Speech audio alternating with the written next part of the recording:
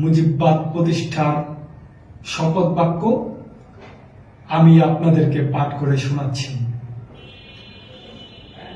মুক্তিযুদ্ধপন্থী মুজিববাদী সংগঠন বাংলাদেশ মুক্তির ডাক ৭১-এর প্রথম প্রতিষ্ঠা বার্ষিকীর এই পবিত্র দিনে আমি আজ দৃঢ়চিত্তে দেশপ্রেম ও মানবতার মহত্তর আদর্শে উদ্বুদ্ধ হয়ে শপথ করছি।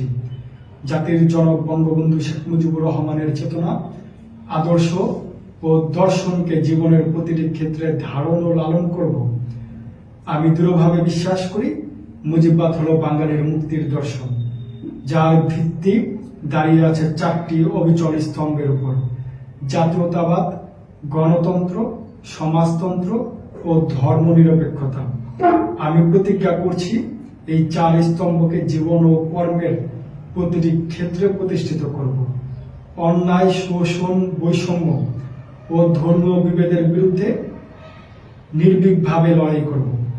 মানবতার সেবায় সত্য ও ন্যায়ের পক্ষে অটল থাকব।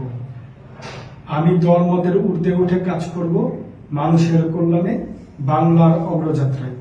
বঙ্গবন্ধুর স্বপ্নের সোনার বাংলা গড়ার করতে আমার চিন্তা, কথা ও কর্মে নিবেদিত রাখব বঙ্গবন্ধুর দেখানো পথে। বাংলার প্রতিটি মানুষের মুখে হাসি ফোটানোই হবে আমার লক্ষ্য, আমার শপথ, আমার জীবন সাধনা। মুজিববাদ প্রতিষ্ঠার এই অগ্রযাত্রায় আপনাদেরকে সাথে নিয়ে আমরা এই দেশে মুজিববাদ প্রতিষ্ঠা করে জঙ্গিবাদের কবর রচনা করব ইনশাআল্লাহ। জয় বাংলা, জয় মুজিববাদ।